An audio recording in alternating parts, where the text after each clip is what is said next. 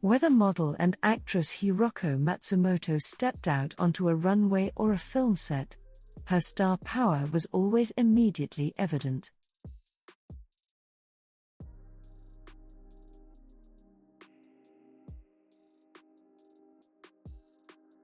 First invited into the limelight by French designer Pierre Cardin, Matsumoto created iconic images as his longtime beloved muse.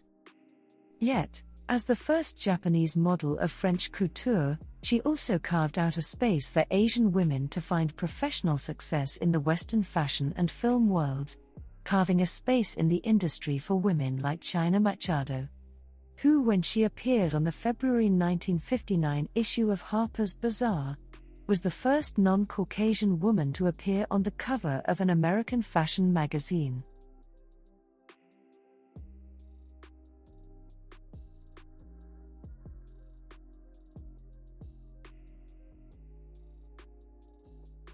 Today, we remember the striking woman, known among her peers as Miss Hiroko, who found success abroad as a visual storyteller while also overturning the stereotype of the passive muse in the process.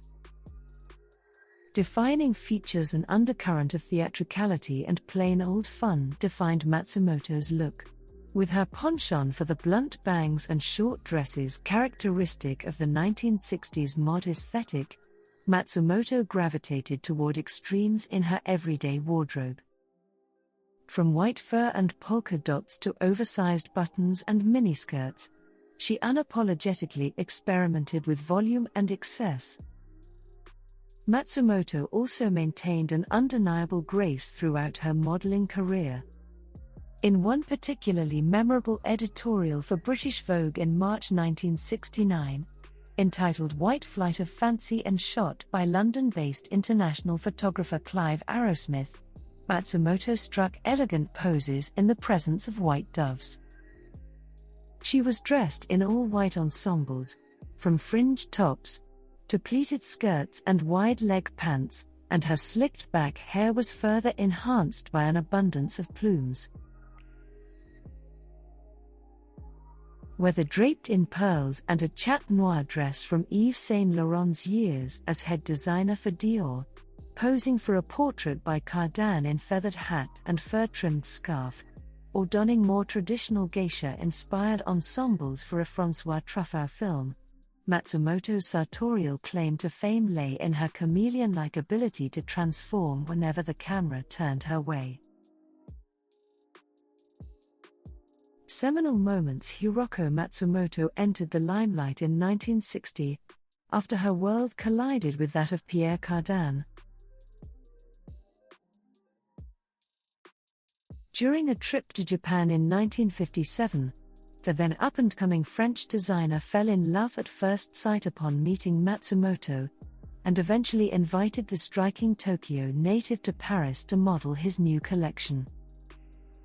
She served as his go-to muse for much of the 1960s, while also modeling for Vogue, having her portrait taken by legendary photographers including Irving Penn and Helmut Newton, and briefly serving as the face of Nina Ricci. When her whirlwind modeling career in 1967 ended, Matsumoto briefly tried her hand at acting. 1970 found her cast as a Japanese tourist turned mistress to Antoine Daniel in François Truffaut's Bed and Board, or Domicile Conjugal.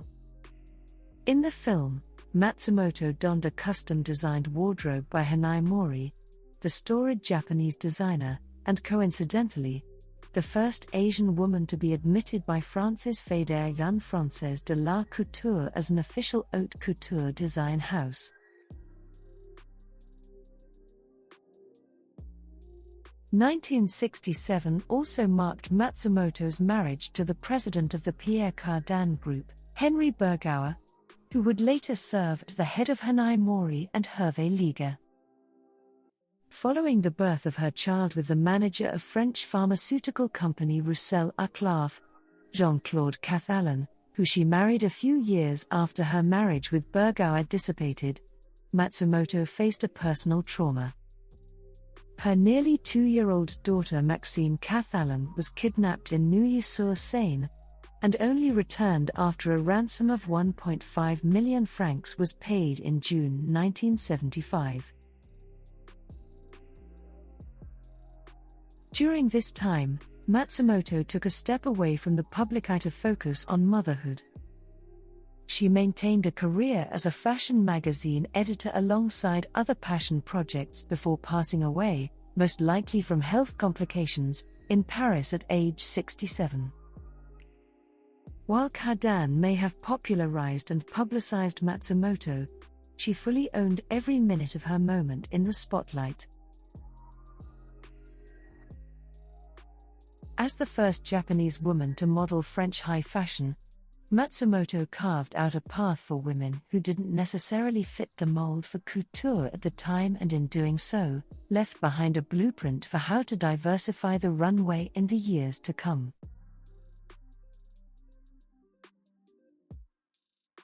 Her willingness to explore unprecedented professional opportunities beyond the boundaries of stereotype, along with her perpetual sense of play and experimentation in her wardrobe choices, undoubtedly makes Matsumoto the incredible woman. So, Hiroko Matsumoto's career in fashion was groundbreaking, particularly for the 1960s when Asian models were rarely seen on the international stage. In 1960, Cardin hired Matsumoto as his house model, making her the first Asian model to work for a major European designer. Her association with Cardin brought her international recognition, as she embodied his futuristic, avant-garde style. Matsumoto's delicate features, combined with the boldness of Cardin's designs, made her a standout on the runway.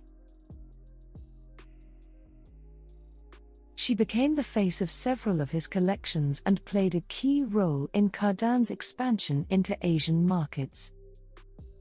Matsumoto was known for her grace and ability to showcase haute couture with a sense of refinement. She became an icon in Japan, where her success in Europe was seen as a major achievement. Despite her success, she retired from modeling relatively early, opting for a more private life. Her legacy remains as a symbol of breaking boundaries for Asian models in the international fashion world, and she paved the way for future generations of diverse talent in the fashion industry.